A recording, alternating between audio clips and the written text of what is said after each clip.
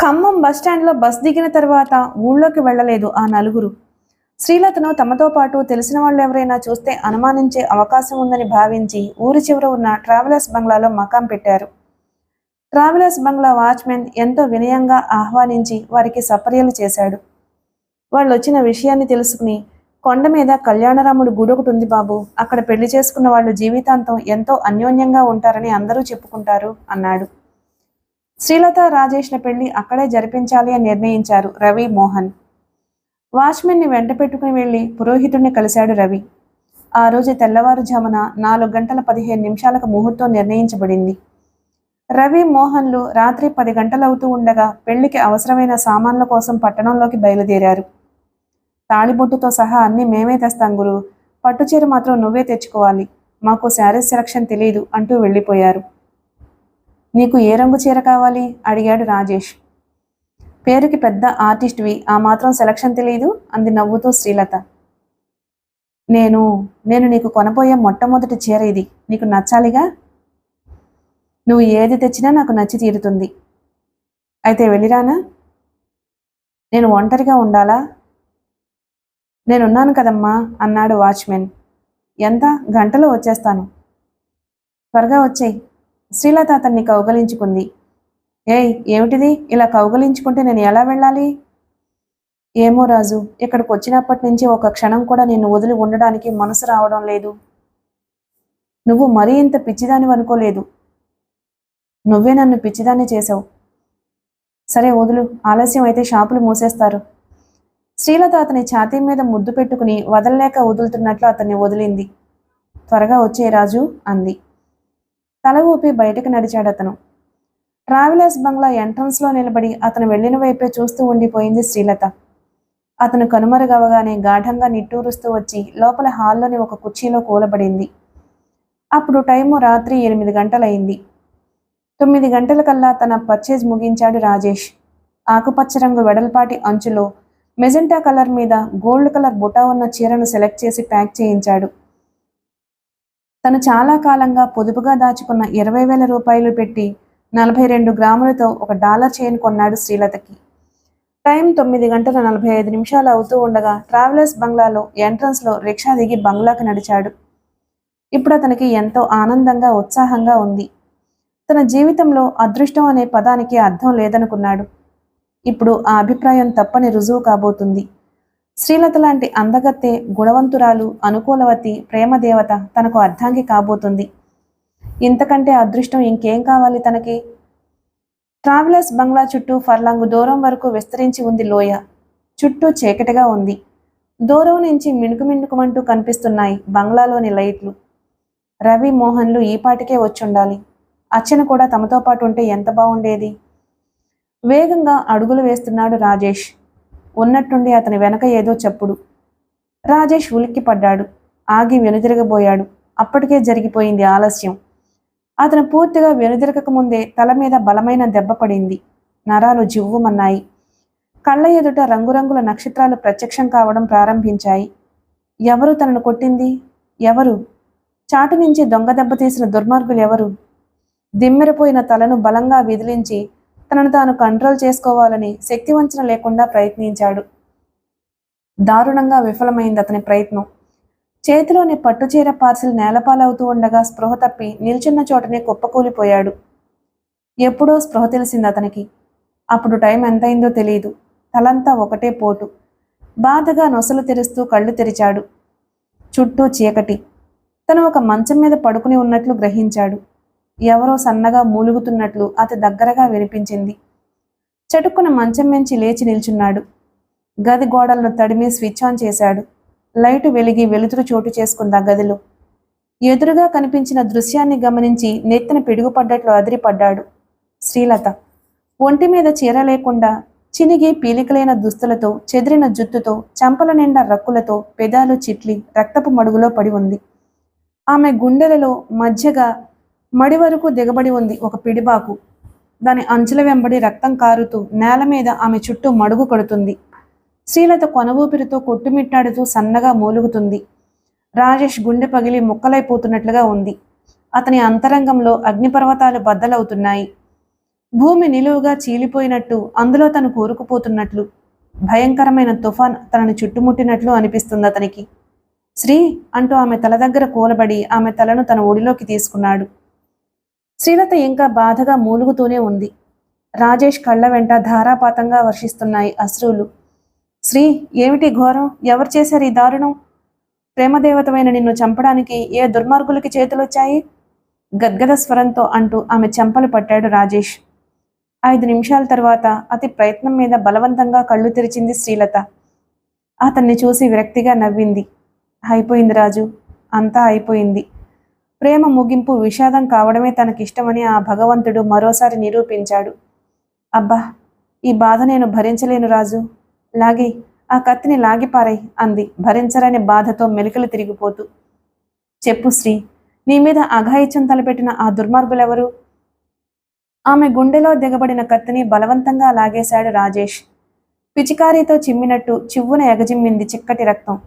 చెప్పు, ఎవరా దుర్మార్గులు? ఖండిత స్వరంతో అడిగాడు రాజేష్. అప్పటికే మూతలు పడడం ప్రారంభించాయి ఆమె కనులు. ఆమె మాట పడిపోయింది. పెదవులు కదిలించడానికి ప్రయత్నిస్తూ బలవంతంగా చెయ్యెత్తి ఒక దిశలో చూపించబోయింది. ఆమె ప్రయత్నం పూర్తిగాక ముందే పక్కకు వాలిపోయింది ఆమె తల. అనంత వాయువుల్లో కలిసిపోయాయి ఆమె ప్రాణాలు. శ్రీ అంటూ గుండె పగిలేటట్లు విలపించటం ప్రారంభించాడు రాజేష్. 10 నిమిషాల తర్వాత దుఃఖభారం నుంచి తేరుకుని ఆమె చూపించబోయిన దిశలో తల తిప్పి చూశాడు. ఆ గది కార్నర్లో ఉన్న స్టాండ్కి తగిలించబడి ఉన్నాయి పూలదండలు, పెళ్లికి కావలసిన సరంజామా అంతా. రవి, మోహన్ ఏరివాళ్ళు? ఎక్కడికి వెళ్లారు? తనలో తానే అనుకుంటూ వెంటనే లేచి వాళ్ళ ఎయిర్ బ్యాగుల కోసం ట్రావెలర్స్ బంగ్లా అంతా వెతికాడు. వాళ్ళు కానీ వాళ్ళ ఎయిర్ బ్యాగ్స్ కానీ ఎక్కడా కనిపించలేదు. అనుమానం చోటు చేసుకుంది అతని మనసులో. శ్రీలత చూపించిన దిశలో వాళ్ళు తెచ్చిన సామాన్లున్నాయి. అంటే ఈ దారుణానికి కారకులు వాళ్లేనన్నమాట. ఆమెను రేప్ చేసి ఆ విషయం బయటపడకుండా ఆమెను చంపి తన రాకముందే పారిపోయారన్నమాట. నేను నిన్ను ప్రేమిస్తున్నాను అని తెలిసాక వీళ్ళు వెనక్కి తగ్గారు, కానీ కాలేజీలో నాతో పరిచయం పెంచుకోవడానికి, నన్ను ఆకర్షించడానికి వీళ్ళు పడ్డ తిప్పలు అన్నీ కావు రాజు. శ్రీలత ఒకసారి రవి, మోహన్లను ఉద్దేశించి అన్న మాటలు గుర్తుకొచ్చేసరికి అప్రయత్నంగా బిగుసుకున్నాయి అతని పిడికిళ్ళు. మిత్రద్రోహులు, నయవంచకులు, కామాంధులు, పశువులు. మిమ్మల్ని ప్రాణాలతో వదిలిపెట్టను. ఇంతవరకు ఈ రాజేష్లో మీరు మానవుణ్ణి మాత్రమే చూశారు. ఇక మీదట పచ్చినెత్తురు తాగే దానవుణ్ణి కూడా చూస్తారు. రై కిరాతకుల్లారా, కామవాంఛతో శ్రీలతను చంపిన మిమ్మల్ని వదిలిపెట్టను. మీ అంతు చూస్తాను. మీ రక్తధారల్లో ఆమె సమాధికి అభిషేకం చేస్తాను అంటూ రాజేష్ శవం ముందు నిలబడి ఎర్రబడ్డ కళ్లతో ప్రతిజ్ఞ చేశాడు రాజేష్. అంతలో వేగంగా దూసుకొచ్చి బంగ్లా ముందు ఆగింది పోలీస్ జీపు. 6 డజన్ మంది కానిస్టేబుల్స్తో పాటు పరుగు పరుగున లోపలికొచ్చేశాడు ఒక సర్కిల్ ఇన్స్పెక్టర్. చేతిలోని కత్తితో శవం ముందు నిలబడి ఉన్న రాజేష్ చేతికి సంకెళ్ళు తగిలించబడ్డాయి. అది పోలీస్ ఇంటరాగేషన్ రూము. ఆ గది మధ్యలో ఒక కుర్చీకి కట్టివేయబడి ఉన్నాడు రాజేష్. అతని ఒంటి మీద ప్యాంటు తప్ప ఎలాంటి దుస్తులు లేవు. నిగనిగలాడుతున్న నల్లటి హ్యాండ్ స్టిక్ పట్టుకుని అతనికి ఎదురుగా నిలబడి ఉన్నాడు ఒక సర్కిల్ ఇన్స్పెక్టర్. నీ పేరు రాజేష్ కుమార్ కదూ? అవును. హైదరాబాద్లోని దేశప్రభ పత్రికలో ఆర్టిస్టుగా పనిచేస్తున్నావు కదూ? ఆ వివరాలన్నీ ఇదివరకే చెప్పాను అన్నాడు రాజేష్. ఇప్పుడు అతనిలో విపరీతమైన మార్పు వచ్చింది. పగతో ప్రతీకారంతో రగులుకుపోతుంది అతని అంతరంగం. పోలీసులు తనను ఏదో చేస్తారని కానీ, తనకి ఉరిశిక్ష పడుతుందని కానీ కొంచెం కూడా అతనికి భయం లేదు. అసలు అతను ఆ విషయాన్ని గురించి ఆలోచించటం లేదు. అతని ఆలోచన ఒక్కటే, మిత్రద్రోహులైన రవి, మోహన్లని చంపాలి. వాళ్ల రక్తంతో శ్రీలత సమాధికి అభిషేకం చేయాలి. శ్రీలత అనే ధనవంతురాల్ని బలవంతంగా ట్రావెలర్స్ బంగ్లాకి తీసుకొచ్చావు, అవునా? లేదు, ఆమె ఇష్టపడే నా వెంటొచ్చింది. ఇష్టపడే వచ్చుంటే ఆమెను రేప్ చేసి ఎందుకు చంపావు? ఆమె దగ్గరుండి 10 లక్షలు విలువ చేసే నగలను అపహరించి ఎక్కడ దాచావు? ఆ ఇన్స్పెక్టర్ హత్యానేరంతో జరగని నగల దొంగతనాన్ని కూడా తనకు అంటగట్టాలని ప్రయత్నిస్తున్నాడని గ్రహించాడు రాజేష్. నేను ఈ హత్య చేయలేదు. చేశావు.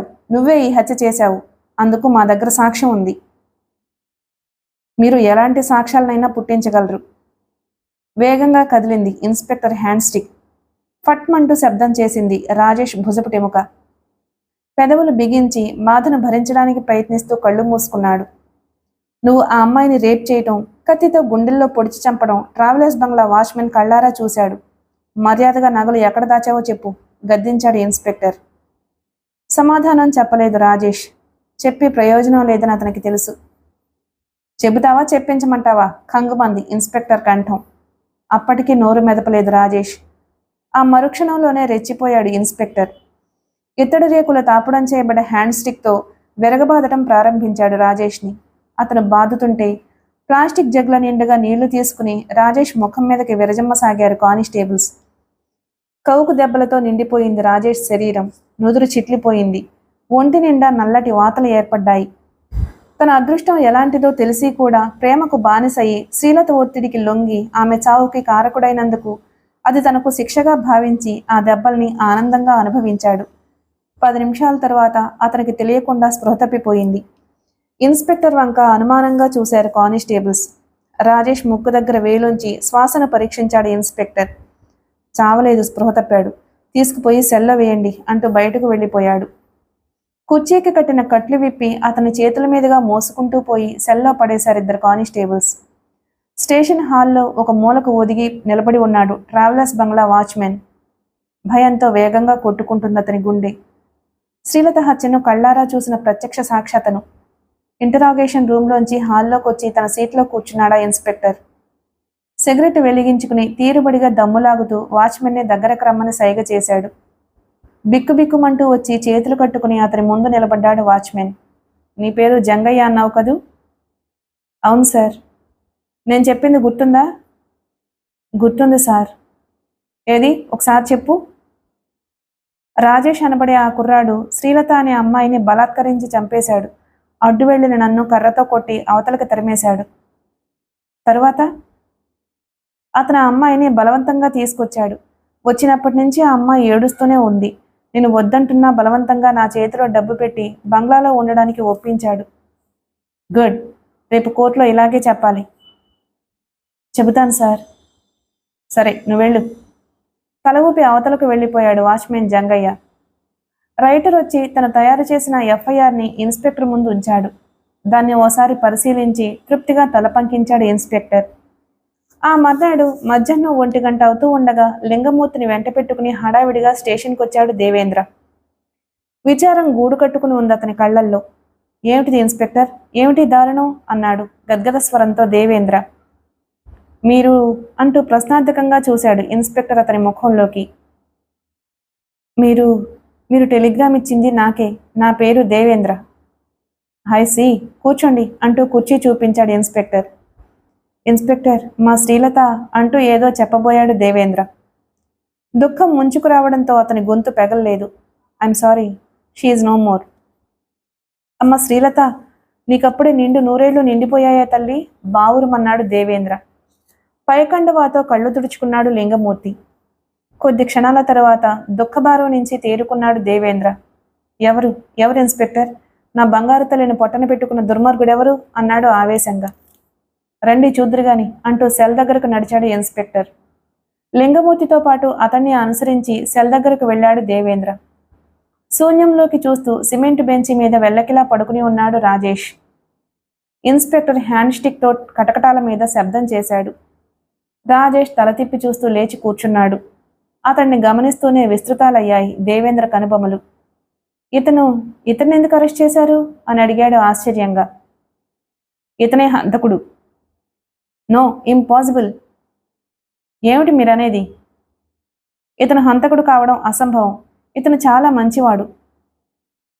కొంతమంది పైకి అలాగే కనిపిస్తారు మిస్టర్ దేవేంద్ర.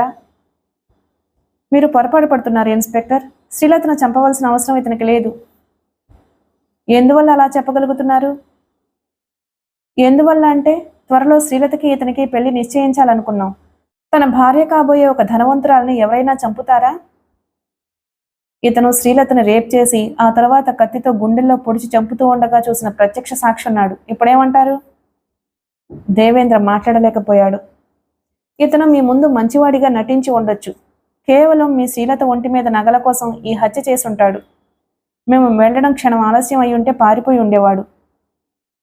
నేను నమ్మలేకపోతున్నాను.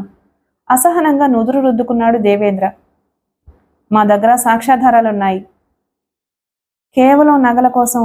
మై గాడ్, ఈ ప్రపంచంలో ఎవరిని నమ్మాలో ఎవరిని నమ్మకూడదో తెలియకుండా పోతుంది అన్నాడు దేవేంద్ర.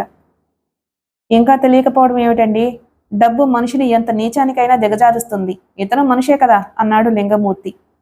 వారి మాటలు వినడం తప్ప తనేమీ మాట్లాడలేదు రాజేష్. సెల్ ముందు నుంచి తిరిగొచ్చి కుర్చీలో కూర్చున్నారు దేవేంద్ర, ఇన్స్పెక్టర్లు. లింగమూర్తి నిలబడే ఉన్నాడు. ఇన్స్పెక్టర్, మంచివాడిలా నటించి నా చిట్టి తల్లిని పొట్టన పెట్టుకున్న ఈ దుర్మార్గుణ్ణి ఉరి తీయించండి అన్నాడు కోపంగా. నో డౌట్, ఇతనికి ఖచ్చితంగా ఉరిశిక్ష పడుతుంది. హతురాలు, హంతకుడు ఇద్దరు హైదరాబాద్కు చెందిన వాళ్లే కావడం వల్ల రాజేష్ని రిమాండ్కు పంపిన తర్వాత కేసుని హైదరాబాద్ కోర్టుకి ట్రాన్స్ఫర్ చేస్తాం అన్నాడు ఇన్స్పెక్టర్. ఇంతలో ఫోన్ మోగింది. ఇన్స్పెక్టర్ రిసీవర్ ఎత్తాడు. Yes, inspector speaking. అలాగా, పూర్తయిందా? వాళ్ళు ఇక్కడే ఉన్నారు, వెంటనే పంపిస్తాను. ఓకే. రిసీవర్ క్రెడిల్ చేసి దేవేంద్ర వైపు తిరిగాడు. దేవేంద్ర ప్రశ్నార్థకంగా చూశాడు ఇన్స్పెక్టర్ ముఖంలోకి. శ్రీలత శవాన్ని పోస్టుమార్టం చేయటం పూర్తయిందట. మీరు వెళ్ళి బాడీని హ్యాండ్ ఓవర్ చేసుకుని హైదరాబాద్ తీసుకువెళ్ళొచ్చు. ఫోన్లో అతను తనకు అందిన సమాచారాన్ని చెప్పాడు ఇన్స్పెక్టర్. అమ్మ శ్రీలత, పెళ్లి కూతురుగా చూడవలసిన నిన్ను ఇలా శవంగా చూడాల్సి వస్తుంది అని కల్లో కూడా అనుకోలేదు తల్లి. దేవేంద్ర గొంతు జీరబోయింది. అతన్ని అనునయిస్తూ బయటకు తీసుకుపోయాడు లింగమూర్తి. సెల్లోని సిమెంటు బెంక్ మీద వెల్లకిలా పడుకుని ఉన్నాడు రాజేష్. ఒంటి నిండా గాయాలు, ఎక్కడికక్కడ విరగదీసినట్లు కౌకు దెబ్బలు. నరాలను మెలిపెడుతున్న ఆ బాధను గురించి కొంచెం కూడా పట్టించుకోవడం లేదతను. శూన్యంలోకి చూస్తూ ఆలోచిస్తున్నాడు. కొద్ది గంటల క్రిందట దేవేంద్ర అన్న మాటలు అతని చెవుల్లో ప్రతిధ్వనిస్తున్నాయి.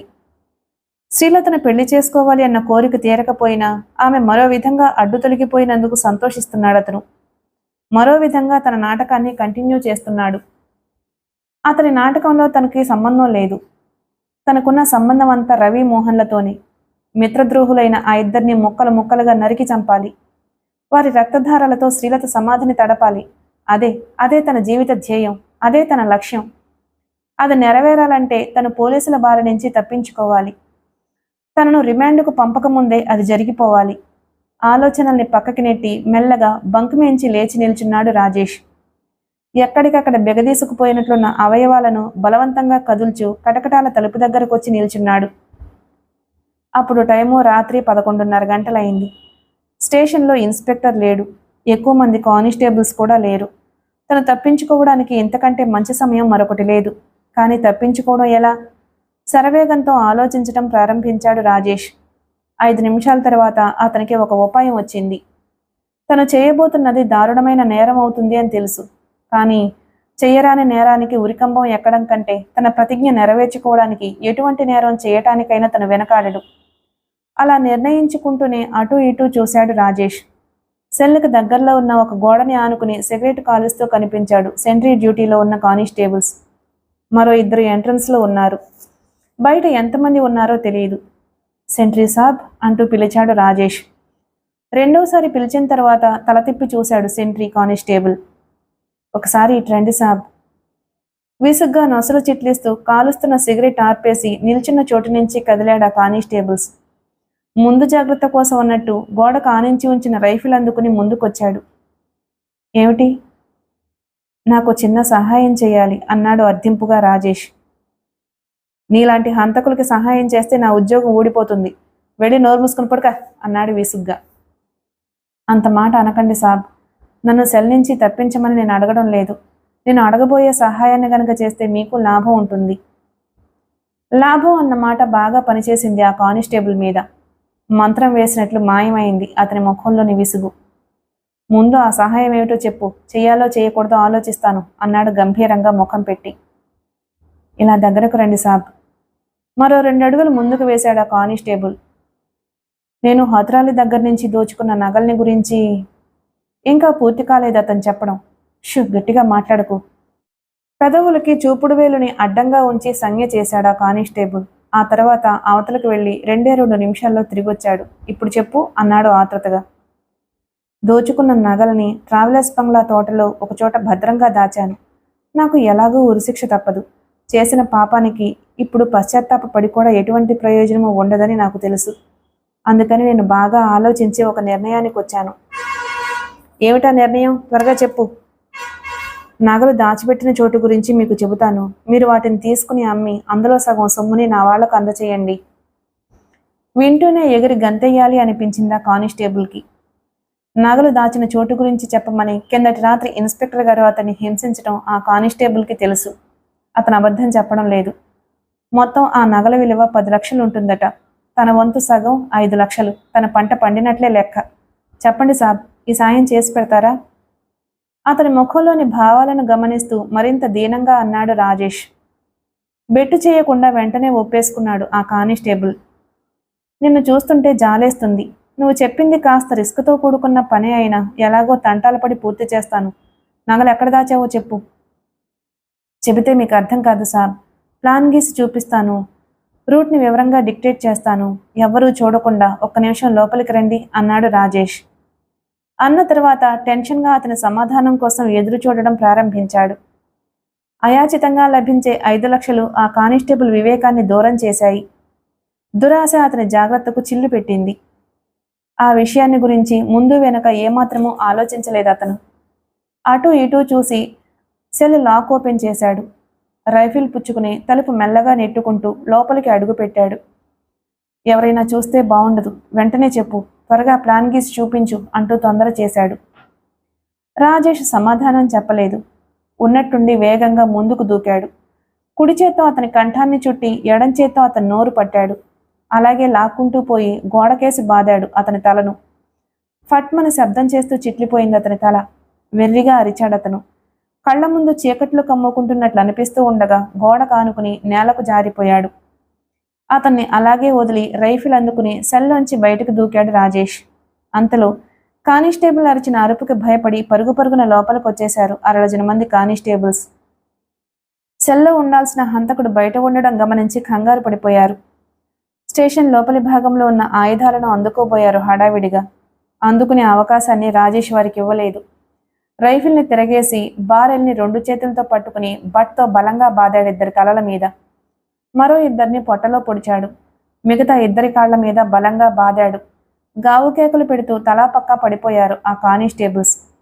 వెంటనే స్టేషన్లోంచి బయటికి దూకాడు రాజేష్. అదే సమయంలో స్టేషన్ ముందుకొచ్చాగింది ఒక పోలీస్ జీపు. అందులోంచి కిందకు దిగాడు రాత్రి రాజేష్ను హింసించిన ఇన్స్పెక్టర్. రాజేష్ బయటకు వస్తూ ఉండడం గమనిస్తూనే అదిరిపడ్డాడు. హోల్స్టర్లోంచి గబగబా రివాల్వర్ను బయటకు తీయబోయాడు. సరిగ్గా అప్పుడే రాజేష్ మీదకు దూకారు 2 కానిస్టేబుల్స్. ఒకడి ముఖం మీద బలంగా గుద్ది అవతలకు నెట్టాడు రాజేష్. రైఫిల్ని రెండో వాడి ఛాతీకి గురిపెట్టాడు. విపరీతమైన భయంతో చేతులను పైకెత్తేశాడు ఆ కానిస్టేబుల్. గజగజ వణికిపోవడం ప్రారంభించాడు. స్టాప్ అరిచాడు రాజేష్. రివాల్వర్ని అతని కేసి గురిపెట్టి ప్రయోగించబోతున్నాడు ఇన్స్పెక్టర్. కానిస్టేబుల్ ప్రమాదంలో చిక్కుకోవడం గమనిస్తూనే విరమించుకున్నాడు ఆ ప్రయత్నాన్ని. మిస్టర్ రాజేష్, వృధా ప్రయత్నాలు చేయకు. ఆ కానిస్టేబుల్ని వదిలిపెట్టి లొంగిపో అని హెచ్చరించాడు అధికారం ఉట్టిపడుతున్న కంఠంతో. సారీ ఇన్స్పెక్టర్, లొంగిపోయేవాడినే అయితే తప్పించుకునేవాడిని కాదు. దయచేసి నా దారికి అడ్డు రావద్దు. నేను అన్నిటికీ తెగించాను. రివాల్వర్ని కింద పెట్టి పక్కకు తప్పుకో, లేదంటే ఇతను అనవసరంగా ప్రాణాలు పోగొట్టుకుంటాడు అన్నాడు కటువుగా. పారేయండి ఇన్స్పెక్టర్ సాబ్, ఆ రివాల్వర్ని పారేసి నా ప్రాణాలు కాపాడండి, పిల్లలు గలవాణ్ణి. గాబరా పడిపోయి బ్రతిమలాడుకుంటున్నాడు ఆ కానిస్టేబుల్. ఇన్స్పెక్టర్కి తప్పలేదు. రివాల్వర్ను కింద పారేసి పక్కకు తప్పుకొని నిలబడ్డాడు. మూవ్! రైఫిల్ బారెల్తో కానిస్టేబుల్ ఛాతీ మీద పొడుస్తూ హెచ్చరించాడు. కానిస్టేబుల్ వెనుదిరిగి ముందుకు కదిలాడు. అతన్ని జాగ్రత్తగా నడిపిస్తూ ముందుకు పోయి కింద పడి ఉన్న రివాల్వర్ని సొంతం చేసుకున్నాడు రాజేష్. కానిస్టేబుల్ని అవతలకు నెట్టి దగ్గరలో ఉన్న మోటార్ సైకిల్ నెక్కాడు. ఒకే ఒక కిక్కుతో మోటార్ సైకిల్ స్టార్ట్ చేశాడు రాజేష్. గేరు వేసి యాక్సిలేటర్ తిప్పాడు. రేసు గుర్రంలా ముందుకు దూకి స్టేషన్ ఆవరణ వదిలి మెయిన్ రోడ్డు మీదుగా ముందుకు దూసుకుపోవడం ప్రారంభించింది ఆ మోటార్ సైకిల్. అది అర్చన జరిగింది. నువ్వు నమ్మినా నమ్మకపోయినా నేను చెప్పింది నిజం. పోలీసుల బారి నుంచి తప్పించుకుని ఖమ్మం పట్టణంలోంచి బయటపడేసరికి మోటార్ సైకిల్లోని పెట్రోల్ అయిపోయింది. బస్సులో ప్రయాణించడం ప్రమాదమని గ్రహించి వెంటపడ్డ పోలీసుల బారి నుంచి తప్పించుకుంటూ ఖమ్మం అడవుల్లోంచి అడ్డదారుల గుండా 4 రోజుల పాటు కాలినడకన ప్రయాణం కొనసాగించాను అంటూ చెప్పడం ముగించాడు రాజేష్.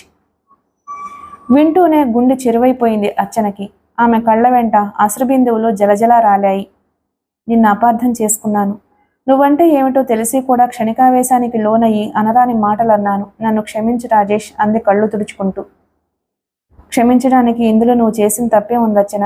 నీ స్థానంలో ఎవరున్నా అలాగే ప్రవర్తిస్తారు అన్నాడు రాజేష్. అంటూనే నీరసంతో పక్కకి తూలిపోయాడు. కింద పడకుండా ఒక కుర్చీని పట్టుకుని అందులో కూలబడ్డాడు. అప్పుడు గుర్తొచ్చింది ఆమెకు. 4 రోజులుగా అతను ఏమీ తినలేదు అన్న సంగతి.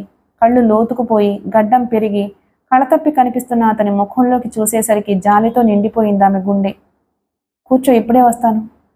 అతని సమాధానం కోసం ఎదురు చూడకుండా గబగబా గదిలో నుంచి బయటపడి మెట్లు దిగి కిందకు వెళ్ళిపోయింది అర్చన. చేతులతో ముఖాన్ని తుడుచుకుంటూ చుట్టూ చూశాడు రాజేష్. అర్చన పడుకునే బెడ్ పక్కన టేబుల్ మీద పెట్టబడి ఉంది అర్చన శ్రీలతలు తీయించుకున్న ఫోటో. మెల్లగా లేచి ఆ టేబుల్ దగ్గరకు వెళ్ళాడు రాజేష్. ఆ ఫోటోని చేతుల్లోకి తీసుకున్నాడు. ఆ ఫోటో చూస్తుంటే, నీ కోసం, నీ ప్రేమ కోసం నా ప్రాణాలు సైతం అర్పిస్తాను రాజు అని ఆమె అన్న మాటలు అతని చెవుల్లో మారుమోగాయి. బాధతో బరువెక్కింది అతని హృదయం. ఎండిపోయిన అతని కళ్ళల్లో మళ్ళీ ప్రత్యక్షమయ్యాయి కన్నీళ్లు. అంతలో ఒక ప్లేటు నిండుగా వెన్నపూసిన బ్రెడ్ స్లైస్లు, ఒక గ్లాసు నిండుగా పాలు పట్టుకుని గదిలోకి వచ్చింది అర్చన. ఫోటోని టేబుల్ మీద ఉంచి వచ్చి కుర్చీలో కూర్చుంది. అనుకున్నది సాధించడానికి ముందు ఓపిక కావాల్సి ఉంటుంది. ఏమీ తినకపోతే ఓపిక ఎక్కడి నుంచి వస్తుంది అంటూ తను తెచ్చిన దాన్ని టీపై మీద ఉంచి అతని ముందుకు జరిపింది. రాజేష్ అభ్యంతరం చెప్పలేదు. బ్రెడ్ స్లైస్లను అందుకుని ఆవురావురమంటూ తినడం ప్రారంభించాడు. తిండి ముఖం ఎరుగని వాడిలా అతను అలా తినడం చూస్తుంటే ఆమె హృదయం ద్రవించిపోయింది. థ్యాంక్ యూ అర్చన, నీ మేలు ఈ జన్మలో మర్చిపోలేను. అంత మాట ఎందుకులే రాజేష్, ఒక విధంగా నీ ఈ పరిస్థితికి నేనే కారకురాల్ని. అది సరే, మీ వెంట రవి మోహన్ వచ్చారన్నావు కదూ? అవును. మరి పేపర్ న్యూస్లో ఎక్కడా వాళ్ళ ప్రసక్తి రాలేదేమిటి? అదే నాకు అర్థం కావడం లేదర్చన. వాళ్ళు శ్రీలతను చంపిన తర్వాత డబ్బుతో ట్రావెలర్స్ బంగ్లా వాచ్మెన్ నోరు మూయించుంటారు. ఈ విషయం నువ్వు పోలీసులకు ఎందుకు చెప్పలేదు? ఆ దుర్మార్గుల మీద పగ తీర్చుకోదలిచాను, అందుకే చెప్పలేదు. చీమకి కూడా హాని తలపెట్టని అతడి నోటి వెంట పగ, ప్రతీకారం లాంటి మాటలు వినవలసి ఉంటుంది అని కలలో కూడా అనుకోలేదామె. అతని హృదయం ఎంతగా గాయపడితే అటువంటి మాటలు అంటాడు. వస్తాను అంటూ లేచాడు రాజేష్. ఆశ్చర్యంగా చూసిందామె. ఎక్కడికి? ఆ దుర్మార్గుల్ని వెతకడానికి. నీకోసం పోలీసులు గాలిస్తున్నారు అన్న సంగతి మర్చిపోయావా? నేను ఇక్కడుంటే నువ్వు కూడా చిక్కుల్లో పడతావు, అందుకే నన్ను వెళ్ళని. నేను ఎలాంటి చిక్కుల్లో పడను గాని నువ్వు ఎక్కడికి వెళ్లకు. నా మాట వినొచ్చినా. No more arguments. అన్ని విషయాలు ఉదయం మాట్లాడుకుందాం. ఈ రాత్రికి హాయిగా నిద్రపో. విరక్తిగా నవ్వాడు రాజేష్. కళ్ళు మూసినా తెరిచినా శ్రీలతే కనిపిస్తుంటే నాకు నిద్ర ఎలా పడుతుంది అన్నాడు. అంటూ ఉండగా ఆవులింతలు తన్నుకు రావడం ప్రారంభించాయి. చూసావా, నీకు నిద్ర అవసరం లేకపోయినా నీ శరీరానికి కావాలి. కళ్ళు మూసుకుంటే నిద్ర అదే పడుతుంది. రా పడుకో అంటూ అతని చెయ్యి పట్టుకుని లాక్కొచ్చి మంచం మీద పడుకోబెట్టింది అర్చన. మంచం మీద పడుకోగానే బరువుగా మూతలు పడడం ప్రారంభించాయి అతని కనురెప్పలు. రాజేష్కి ఆశ్చర్యం కలిగింది. ఇన్ని రోజులుగా రాని నిద్ర ఇప్పుడు హఠాత్తుగా ఎందుకు ముంచుకొస్తుంది? బహుశా ఆకలి తీర్చుకోవడం వల్ల అయి ఉంటుంది అనుకున్నాడు. అయితే తను తాగిన పాలల్లో అర్చన నిద్రమాత్రలు కలిపింది అన్న సంగతి అతనికి తెలియదు. టైం ఉదయం 6:30 గంటలయింది. ఆ సమయానికే పరుగులాంటి నడకతో దేవేంద్ర గారి భవనంలోకి ప్రవేశించాడు లింగమూర్తి. జాగింగ్ ముగించుకుని అప్పుడే తిరిగొచ్చాడు దేవేంద్ర. హాల్లో కూర్చుని టీ తాగుతున్నాడు. ఏమిటి లింగమూర్తి, ఇంత ఉదయాన్నే వచ్చేశావు? ఏమిటి సంగతి? ఏమిటంటారేమిటండి, అవతల కొంపలు మునిగిపోతుంటేను. ఎవరివి? సాక్షాత్తు మనవే. ఏమిటా వాగుడు? వాగుడు కదండి బాబు, ఈరోజు పేపర్ చూశారా? తల ఊపాడు దేవేంద్ర. ఖమ్మం పోలీస్ స్టేషన్లోంచి పరారైన రాజేష్ సిటీలోకి వచ్చేశాడట. ఈ సంగతి నాకు రాత్రే తెలుసు. తెలిసే ఇలా తీరుబడిగా కూర్చున్నారా? ఎగిరి గంతులు వేయమంటావా? అది కాదండి బాబు, ఆ రాజేష్కి అసలు విషయం తెలిస్తే? ఇంపాసిబుల్. రాజేష్కి ఎట్టి పరిస్థితుల్లోనూ నిజం తెలియదు. అంతేనంటారా? ముమ్మాటికి అంతే. అయితే తప్పించుకున్నవాడు ఎక్కడికైనా పోయి తలదాచుకోకుండా సిటీకి ఎందుకు వచ్చాడు? మరో 2 హత్యలు చేయటానికి. మరో 2 హత్యలా? ఆశ్చర్యంతో ఇంత లావున నోరు తెరిచాడు లింగమూర్తి. అవును. ఎవరిని? ఇంకెవరిని? అతని స్నేహితులు రవిని, మోహన్ని. తనకేమీ ప్రమాదం లేదని తెలియడంతో లింగమూర్తి మనసు కుదుటపడింది. అయితే ఆ రాజేష్ తన స్నేహితుల్ని చంపేస్తాడంటారా? ఆ సంగతి తర్వాత ఆలోచిద్దాం. నువ్వు వెంటనే వెళ్ళి ఎర్రబాజిని రమ్మన్నానని చెప్పు. ఇప్పుడు ఆ ఎర్రబాజీ ఎందుకండి? చూడు లింగమూర్తి, రాజేష్ తన స్నేహితుల్ని చంపినా చంపకపోయినా అతను ప్రాణాలతో ఉండడం మనకి ప్రమాదం. అసలు విషయం తెలిస్తే అతను స్నేహితుల వైపు గురిపెట్టిన బాణాన్ని ఆటోమేటిక్గా మన వైపు తిప్పొచ్చు. అంతవరకు మనం చేతులు కట్టుకుని కూర్చోకూడదు. అతని నిజాన్ని తెలుసుకోవడం మంచిది కాదు. అర్థమైందా? అర్థమైందన్నట్లు తల ఊపాడు లింగమూర్తి.